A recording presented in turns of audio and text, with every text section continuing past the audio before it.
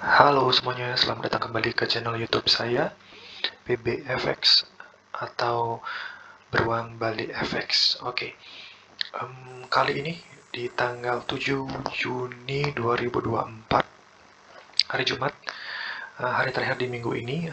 Jadi, saya akan coba untuk review kondisi market pair yang memang saya sering tradingkan, yaitu pair XAUUSD atau perbandingan nilai emas dengan dolar Amerika Serikat, seperti itu. Seperti biasa, yang pertama saya lihat, selain melihat chart ya, di TradingView saya akan melihat di Forex Factory terkait dengan news. Nah, kenapa news penting? Karena pergerakan emas sendiri sangat dipengaruhi oleh pergerakan dari berita-berita dolar atau US dollar itu sendiri, selain dari mata uang asing seperti euro dan segala macam. Untuk hari ini, Juni tanggal 7 ya, hari Jumat, bisa kita lihat ya, yang strong impact ya, yang ini strong impact warna merah, nanti mulai di jam 8.30 malam waktu Bali ya. Itu fokus kita di USD, US dollars ya. Jadi nanti di jam setengah 9 malam waktu Bali itu ada average hourly earning, month on month, kemudian non-farm employment change, dan unemployment rate. Nah, kita satu-satu kita bahas. Average hourly earning ini simpelnya gini, rata-rata upah per jamnya, pendapatan per jam di Amerika. Jadi kan di Amerika itu beda dengan di Indonesia ya. Di Amerika itu orang dibayar per jam, beda dengan di Indonesia. Nah, sistem pengupahan itu per jam. Jadi kamu kerja dihitung jaman berapa jam segala macam. Nah, kita bisa lihat previousnya itu adalah 0,2%. Ya, sedangkan forecastnya 0,3% ya. Nah, ini kalau kita lihat berarti ada kenaikan dari sisi forecast sebesar 0,1 lah ya kenaikannya. Nah, ini artinya apa? Berarti ada positive side, good for gold gitu. Nah, sisi lainnya adalah biasanya berkebalikan dengan emas. Karena emas dengan gold itu selalu korelasinya negatif atau kebalikannya. Jadi akan bearish untuk kemungkinan bearish untuk si gold, karena bullish untuk US dollar.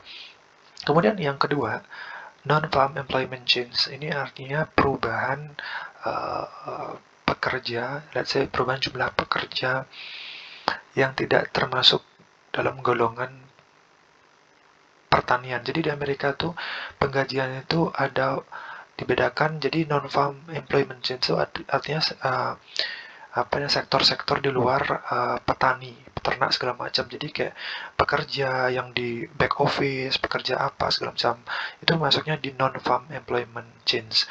Nah, previously ya, sebelumnya itu di 173.000 ya. Nah, sekarang di 182.000 forecastnya. Artinya apa? Kita bisa lihat ada peningkatan, ada kenaikan ya, ada kenaikan pekerja gitu ya. Jadi ini pertanda gold, apa namanya, good for US dollar. Jadi ini positif, ini positif. Jadi good, good, good untuk US dollar. Berarti sudah dua nih poin plus untuk US dollar nanti saat news keluar. Kemudian, nah, berita yang ketiga, news yang ketiga yang high impact yang merah ini, unemployment rate. Ini adalah tingkat pengangguran di Amerika. Biasanya semakin kecil tingkat pengangguran itu semakin bagus buat emas. Nah, kita bisa lihat menarik nih, yang previousnya 3,9% dan forecastnya direncanakan nih ya, minusnya nanti keluar datanya adalah 3,9% juga. Artinya apa? Sama, tidak ada perubahan. Nah, bisa kita lihat nih, dari tiga news yang berdampak di US dollar ini positif buat US dollar, ini positif buat US dollar, ini netral, bisa dihitung kan. Jadi bisa dibilang globally, secara global itu berarti ini bagus buat gold, bagus buat US dollar. Artinya kebalikannya, akan bad untuk gold atau XAU sendiri. Nah, Artinya bisa jadi mulai sekarang akan ada kelihatan trennya. Trennya akan bearish untuk gold dan sebaliknya per US dollar akan bullish. Nah, dan ini akan bisa jadi menguat di periode-periode news ini akan keluar atau setelah news ini keluar. Itu ya.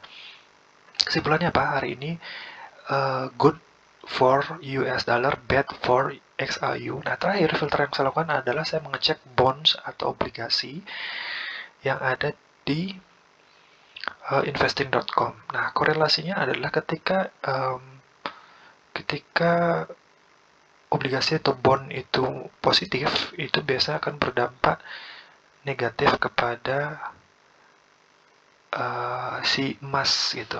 Jadi antara bond atau obligasi itu biasanya dia berjalan lurus dengan dolar ya.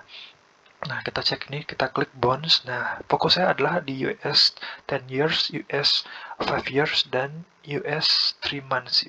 Ketiga bond ini atau obligasi ini yang jadi acuan saya. Nah, kita lihat nih.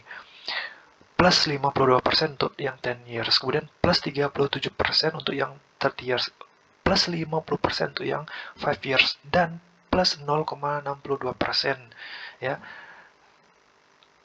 untuk 3 months-nya. Jadi bisa dibilang nih rata-rata positif di atas 0,5, rata-rata ini 0,54%, 0,50%, dan bahkan yang 3 months yang terdekat gitu ya. Bonds yang paling dekat itu yang 3 bulanan itu plus 0,62%. Artinya apa? Jadi gini, acuannya ketika di atas 0,5%, apalagi sampai nyentuh 1% positif ya, bukan negatif, karena ada yang negatif.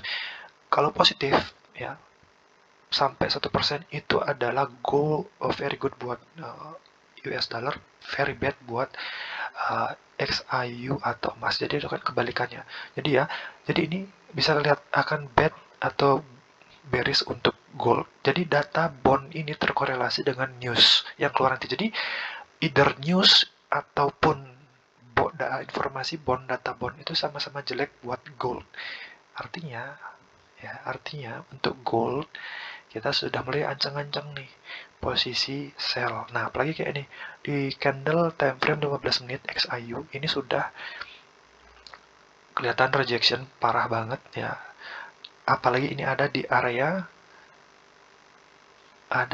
mana? Nah, di area order block dan imbalance di H4 ya. Biasanya yang paham ICT konsep ya, ketika terjadi change of character turun ke bawah, dia pasti akan kejemput area point of interest seperti ini. Saya nyebutnya OBIM ya, order block plus imbalance, ini area point of interest. Kalaupun dia kesini terlalu riskan, terlalu jauh, meskipun ada order block di sini, perlu banyak energi. Ini contoh dia turun ke sini aja, ini berapa lama nih? Dari tanggal 24 Mei ya, sampai sekarang baru nyampe ke area order block ini di tanggal 7 Juni. Hampir 2 mingguan dia. Ya, lama banget. Jadi kalau sampai ke atas lagi bisa jadi nambah seminggu 2 mingguan lagi, nggak mungkin. Jadi kalau kita lihat secara PDRS atau area-area diskon dan premium, kita bisa lihat, kita tarik dari sini ke bawah karena ini downtrend. Nah, bisa lihat nih ya. Nah, ini ada di area retracement ya, 0,5 ini sangat bagus. Idealnya retracement itu terjadi di angka ini, golden rasio Fibonacci-nya 0,5 ya. Jadi kalau dia sampai naik di 0,7 ini ya, ini memang di area dari sini ke atas disebut dengan area premium, dari 0,5 ke bawah itu diskon. Nah lah, kalau kita di area downtrend, pasti kita akan nyari area-area harga mahal untuk kita jual ya, seperti itu ya. Jadi seperti itu. Jadi menurut saya hari ini saya akan fokus sepertinya untuk open posisi sell di pair XAU USD, alias data mau news ya, mau bond, itu sama-sama very good buat US dollar, very bad buat XAU USD atau emas. Jadi seperti itu ya. Kita turun ke time frame 15 menit. Nah, apalagi di time frame 15 menit ini sudah membentuk Saya nyebutnya adalah shooting star. Ya, kebalikan dari hammer. Jadi kalau ini shooting starnya, apalagi nanti merah di area POI yang tadi saya bilang itu, ini sudah masuk di area POI. Jadi sudah 3 variabel indikator yang memperkuat gitu. Ya, memperkuat bahwa akan possibility ada trend dari si XAU hari ini di tanggal 7 Juni ini adalah bearish atau open position sales lebih baiknya gitu ya. Jadi demikian itu ya, saya rasa cukup ya itu dari saya. Jadi nanti kita update lagi gimana perkembangan selanjutnya ya. So have a great day, have a good trading kawan-kawan. Sukses buat kita semua. Bye bye.